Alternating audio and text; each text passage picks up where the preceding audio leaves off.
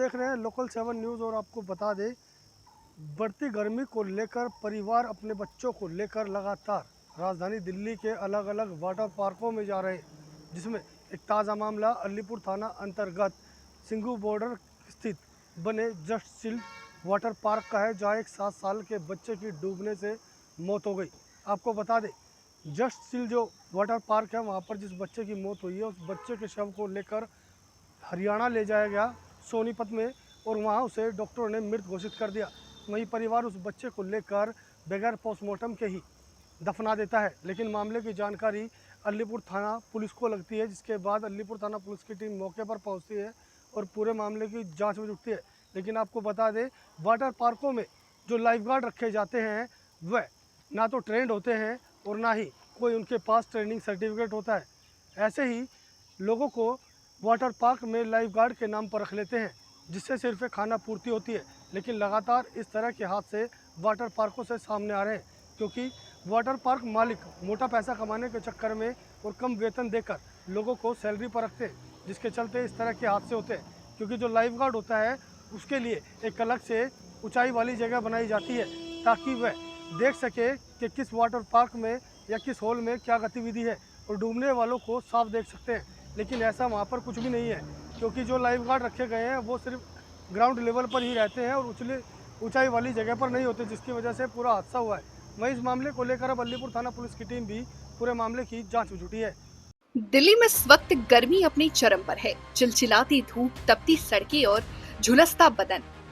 ऐसे में बच्चों का मन करता है कि बाहर निकले, थोड़ा सुकून पाएं, स्विमिंग पूल में नहाएं और मस्ती करें। लेकिन सोचिए, अगर यही मस्ती किसी मासूम की मौत का कारण बन जाए तो वो मंजर कितना दर्दनाक हो सकता है। बाहरी दिल्ली के अलीपुर थाना क्षेत्र में स्थित Sydney grand hotel and water park, जो कि जीटी करनाल रोड पर जस्ट चिल पार्क के पास है, वहां एक 7 साल के मासूम बच्चे की डूबने से मौत हो गई। प्रत्यक्षदर्शियों के मुताबिक घटना के समय पार्क में सुरक्षा की कोई पुख्ता इंतजाम नहीं थे, न लाइफ गार्ड, न सीसीटीवी मॉनिटरिंग और न ही कोई इमरजेंसी रिस्पांस टीम। हैरानी की बात ये रही कि हादसे के कई मिनटों बाद तक पुलिस को सूचना नहीं दी गई। गंभीर हालात में बच्चे को तुरंत पास के किसी अस्पताल ले जाया गया और ले जाने की बजाय हरियाणा के सोनीपत स्थित परम नर्सिंग होम ले जाया गया, जहां डॉक्टरों ने बच्चे को मृत घोषित कर दिया। अब सवाल ये उठता है, दिल्ली के राजा हरिश्चंद्र अस्पताल, जो कि घटना स्थल के कुछ ही दूरी पर था, उसे छोड़कर प्रबंधक ने बच्चे को सोनीपत क्यों भेजा? क्या समय रहते इलाज मिलने पर बच्चा बच सकता था? स्थानीय लोगों ने वाटर पार्क प्रबंधक, मालिक और दिल्ली पुलिस परमा मले को दबाने की गंभीर आरोप लगाता है। पीड़ित परिवार का कहना है कि उन्हें न्याय चाहिए और इस लापरवाही के लिए जिम्मेदारों पर कड़ी कार्रवाई होनी चाहिए। अब देखना यह है, क्या प्रशासन सुरक्षा में हुई चूक और इलाज में हुई देरी को लेकर कोई सख्त कदम उठाता है या नहीं। फिलहाल मासूम की मौत ने कई सवाल खड़े कर दिए हैं, जिनका जवाब अब प्रशासन और कानून व्यवस्था को देना है। मैम, नाम बताएं अपना। रुखसार नाम है मेरा। रुखसार जी, बेटा था आपका, कितना उम्र थी, क्या करता था? मेरा बेटा अरशद नाम था। अभी न्यू एडमिशन हुआ है, क्योंकि वो दिमाग का बहुत ही तेज था।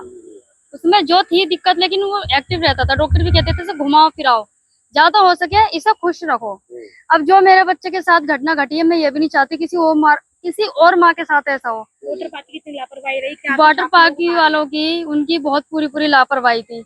अब मेरी सिर्फ यही मांग है, मुझे उनसे कोई दौलत नहीं चाहिए। पैसा बोलते और मेरे से ले लें, मुझे उनकी फुटेज देखनी है, सीसीटीवी फुटेज देखनी है। बच्चा कैसा भी आप लोगों को दिया गया था? हाँ, बहुत लालच दिया, लेकिन मेरी डिमांड यही थी। मैंने कहा मुझे सीसीटीवी फुटेज देखनी है, उसके बाद ही मैं कहीं साइन करूंगी। पहले मुझे सीसीटीवी फुटेज दिखाओ। जो लोग आपको पैसों को लालच दे दबाव बना रहे थे, कौन वो लोग थे? वो वहीं के थे, मैनेजर थे, एक मैडम थी, 3 लोग थे वहाँ पे, जिनसे हमारी ज्यादा बातचीत हुई है। वो लोग 3 ही थे वहाँ पे। अब पुलिस की तरफ से क्या कार्रवाई हो रही है? अब पुलिस की तरफ से अभी तक तो कुछ नहीं हुआ, अब स्टार्ट शायद हो। हम बच्चे की चीड़ाफाड़ी से डर रहे थे, अब वो हो चुकी है तो हम पीछे नहीं हटेंगे। हम किसी चीज से पीछे नहीं हटेंगे।